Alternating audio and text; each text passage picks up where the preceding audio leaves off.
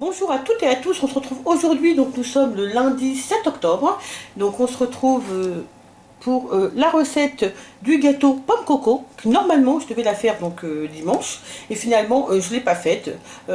Voilà, on a fini des fruits qu'on avait, des choses comme ça, on les a plutôt terminés, on avait des choses à terminer, donc on les a terminés au dessert, et donc je vais faire donc ce dessert pour lundi et mardi soir. Voilà, donc si vous en êtes aperçu, donc j'ai mis ma vidéo retour de course lundi et non dimanche comme d'habitude, puisque j'arrivais pas du tout à mettre ma vidéo sur YouTube dimanche.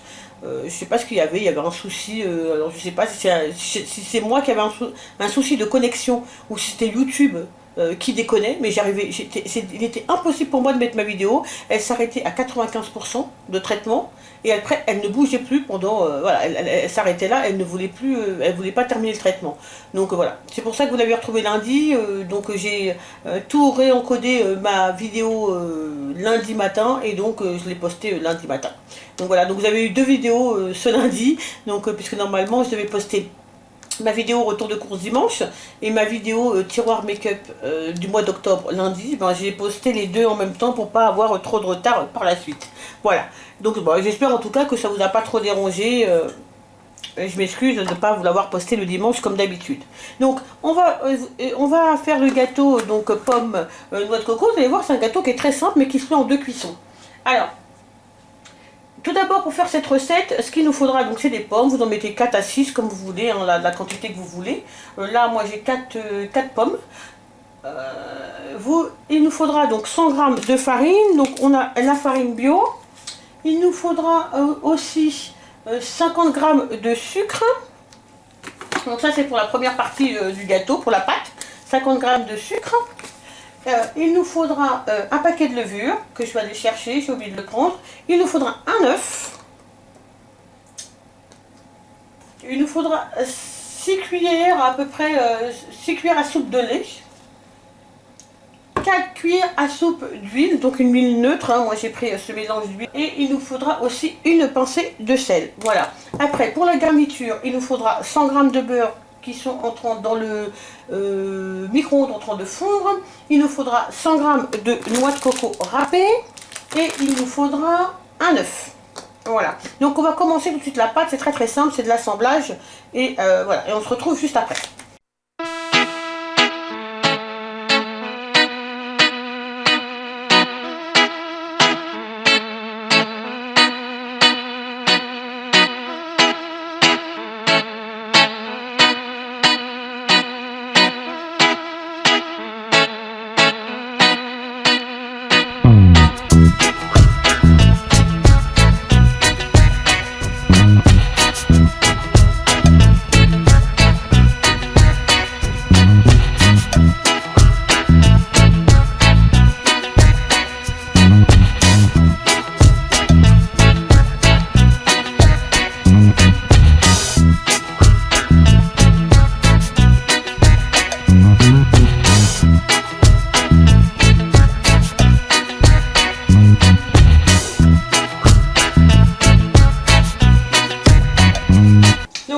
La pâte, donc là j'ai pris un moule, vous savez, qu'on démoule facilement. Voilà. On met la pâte tout simplement et après on va venir rajouter les morceaux de pommes.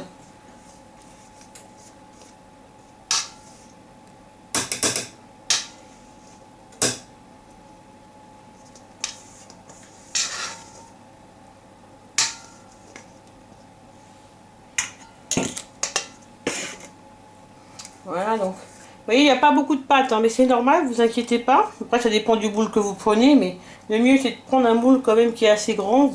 Vous étalez un peu la pâte comme ça, et puis après, vous allez simplement venir, voilà, mettre les pommes qui en est un peu partout. Donc là, elles se sont un peu oxydées, hein, mais c'est pas bien grave. De toute façon, elles vont cuire, donc voilà. Et là, ce qu'on va faire, c'est qu'on va enfourner donc dans un four qui est préchauffé à 200 degrés. On va enfourner pendant 20 à 25 minutes. Voilà, vous surveillez simplement. Voilà, vous enfoncez bien comme ça les pommes, qu'elles soient bien enfoncées dans la pâte. Voilà. Et là, on enfourne. Alors je viens de me rendre compte que j'ai pas mis d'huile dans mon gâteau. Eh bien écoutez, je le trouvais généralement un peu gras. Et ben on va voir si en enlevant l'huile, si ça change vraiment la consistance du gâteau. Voilà. Parce que là j'aurais dû mettre 4 cuillères à soupe d'huile quand même. Donc là j'ai complètement zappé de mettre l'huile. Donc eh ben, on va voir comment ça se passe sans huile. J'espère, il y a le lait, donc j'espère que ce sera pas trop sec. Et puis après, de toute façon, il y a la garniture avec le beurre par-dessus quand même, avec 100 grammes de beurre. Donc ça devrait peut-être quand même aller. Voilà, on verra bien. Allez, on se retrouve tout à l'heure pour préparer la garniture. Donc on se retrouve pour faire donc, le repas du soir. Donc c'est des cannelloni à la ricotta et aux épinards. Donc je le fais assez tôt parce que ce soir j'ai une réunion au collège de ma fille. Donc je pourrais pas le commencer... vers 18h, quelque chose comme ça, donc il faut que je ne serai pas rentrée, je pense. Je serai rentrée vers 19h. Donc je préfère le commencer tout de suite, puisque au final, après, c'est juste le mettre au gris. On le met simplement au gris. On fait simplement gratiner après, une fois, puisqu'on va cuire les pâtes. Donc ça sera simplement le faire gratiner. Donc ça, voilà, mon fils ou mon mari, peu importe, pourra le faire gratiner avant que j'arrive. Voilà. Donc, pour faire cette recette, qu'est-ce qu'il nous faut? Il nous faut des épinards. Voilà. Donc, normalement, il nous faut 500 grammes d'épinards. C'est une recette à peu près pour 6 personnes, hein, puisque je fais ce repas pour le soir, mais aussi pour le lendemain. Donc, moi, je rajoute, je double les quantités de pâtes comme ça à lasagne, parce qu'elles sont petites déjà, ce sont pas des grandes pâtes, ce pas de grands rectangles de lasagne, hein, sont assez petites. Donc je les double pour qu'on puisse en avoir pour le lendemain aussi. Voilà. Donc il nous faut donc des épinards. Donc là j'ai 600 grammes d'épinards. Il nous faudra donc là moi j'ai 24 rectangles de pâte à lasagne. Il nous faudra 250 grammes donc, de ricotta, environ, 100 grammes de parmesan râpé, 30 grammes de beurre. Il nous faut environ 40 centilitres à 50 centilitres de purée de tomates. De l'huile, bien sûr, après pour le plat. Hein, et puis du sel, du poivre et de l'ail semoule pour mettre sur la sauce tomate, et du basilic et de l'origan. Voilà, pour mettre sur la sauce tomate. Donc moi ce que je vais faire, c'est que je vais faire 2 plats. Je vais faire 2 plats d'environ 12. Voilà, ça sera beaucoup plus simple après pour le lendemain aussi. Donc je vais faire 2 plats d'environ 12 lasagnes. Voilà, donc on va voir, on verra bien. Donc là, ce que je vais faire... Alors, je ne vais pas vous emmener devant la gazinière parce qu'il n'y a rien de spectaculaire à voir. Hein. C'est simplement là ce qu'il faut. Je vais le mettre dans une grande marmite, les épinards avec un peu de beurre. Voilà. Et je vais les faire fondre. En fait, je vais les faire diminuer. Je vais les saler, les poivrer, c'est tout. Voilà. Et une fois que ça sera terminé, à la rigueur, une fois qu'elles seront bien descendues, je vous amènerai devant la gazinière pour vous montrer comment je rajoute la ricotta. Voilà, vous allez voir, c'est très simple. Donc là, je vais mettre simplement donc tout de suite devant la gazinière pour faire tomber les épinards. Donc là, vous voyez le gâteau sorti du four. Alors je le touche, il a l'air quand même assez moelleux, donc je pense que l'huile ne manque pas tant que ça. Et là, ce qu'on va faire, c'est la garniture pour mettre au-dessus. Donc, la garniture pour mettre au-dessus... Donc, il nous faut les 100 g de beurre, 100 g de sucre, 100 g de noix de coco râpée et un œuf. Et après, on remue tout ça.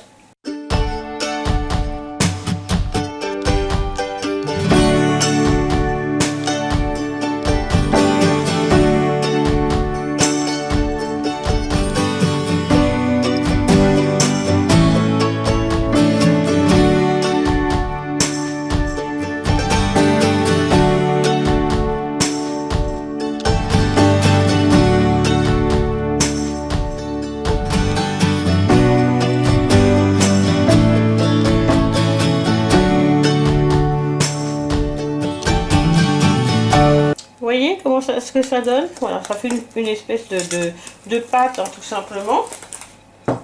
Donc c'est un gâteau qui est quand même assez riche. Hein. Donc voilà.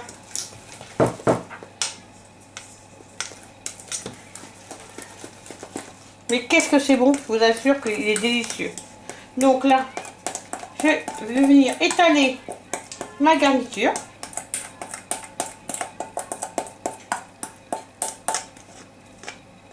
Voilà. Sur mon gâteau. Après, de toute façon, ça va fondre un peu. Hein.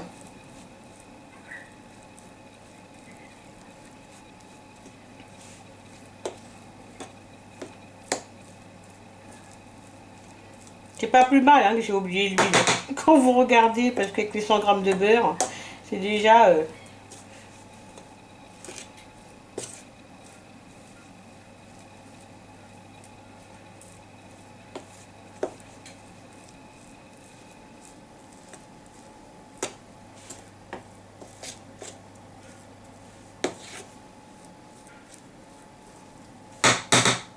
Voilà, donc là, je vais... J'essaye de en mettre qu'il y en ait un peu partout, mais c'est pas bien grave s'il y a des endroits, parce que ça fond de toute façon. Donc, je vais le remettre au four hein, pendant une quinzaine de minutes, toujours à 200 degrés. Voilà, pendant une petite quinzaine de minutes, mais on surveille. Hein. On met 10 minutes et on surveille. Voilà, je vous montre tout à l'heure. Donc là, vous voyez donc le gâteau, hein, on l'a sorti du four. Donc vous voyez comment ça fait avec la noix de coco, le beurre, le sucre, voilà, juste par-dessus. Donc on va le laisser refroidir bien tranquillement. Puis moi, je vous remontrerai donc ce soir comment il est à la découpe. Voilà, à tout à l'heure. Donc voilà, donc là vous voyez j'ai cuit donc les pâtes à lasagne 4 minutes hein, dans de l'eau bouillante salée. Après je les ai mis sur un torchon comme ça pour les égoutter. Voilà, tout de suite je les ai enlevés. Donc ça va relativement vite à les cuire. Le tout c'est qu'elles soient, vous voyez, il faut qu'elles soient cuites juste pour qu'elles soient maniables. Pas trop cuites, puisqu'elles vont finir de cuire avec la sauce tomate, mais assez pour qu'elles soient maniables, qu'on puisse les rouler. Voilà. Donc là, j'ai beurré un plat, donc c'est mon premier plat, je ferai un deuxième plat après. Donc là vous avez donc mes épinards. Vous vous rendez compte que ça c'est les 2 paquets d'épinards que je vous ai montré, hein, les 600 grammes d'épinards. Hein. C'est comme s'il n'y avait rien. Voilà, donc là j'ai rajouté la ricotta dès qu'ils ont fondu, j'ai mis du sel, du poivre, et là je vais garnir, vraiment je vais mettre un tout petit peu, vraiment un tout petit peu de, vous voyez, d'épinards avec la ricotta comme ça, et je roule, et voilà, vous voyez, je mets vraiment un tout petit peu, je vais mettre une petite planche, ça sera plus simple, voilà. Donc voilà, vous voyez, elles sont vraiment maniables, assez pour les enrouler simplement. Donc on en prend un petit peu, voilà, et ainsi de suite, vous voyez, on les roule, on les met. Voilà, donc moi là j'en ai pas mal à faire, donc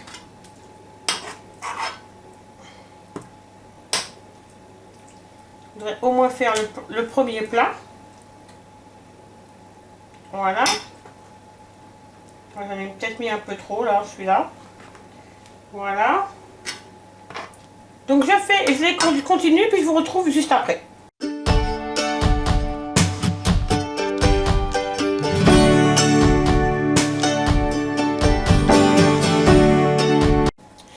Donc voilà, donc là j'ai préparé mes 2 plats. Donc je vais mettre la sauce tomate, je vais napper comme ça de sauce tomate.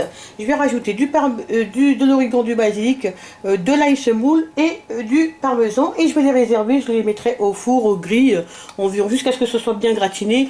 Voilà, je dirais peut-être 10 minutes quoi. Voilà, pas plus. Donc voilà, donc là, aussi simplement que ça, je viens comme ça napper généreusement.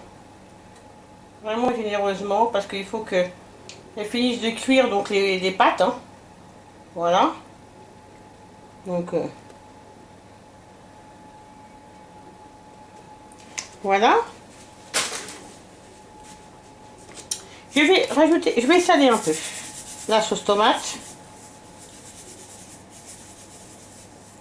Voilà. Je vais la poivrer.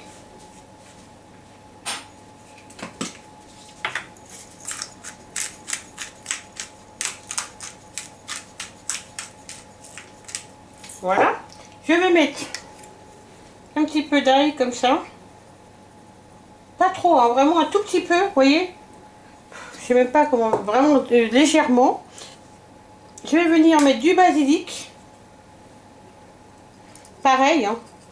Je dirais vraiment, vous voyez, vous parsemez un peu comme ça, hein, tout petit peu, juste pour que donner un peu de goût, un peu d'origan, la même dose hein, que le parmesan, vraiment vous parsemez comme ça, voilà. Et puis avec le parmesan râpé, vous venez, voilà, napper. Donc moi, ce que je fais, c'est que j'en mets une première fois un peu partout comme ça. Voilà, sur mes deux plats, pour être sûr qu'il y en ait partout. Vous pouvez mettre un autre fromage hein, si vous voulez. Hein. Voilà. Et après, voilà. Il faut vraiment que ce soit bien nappé de parmesan.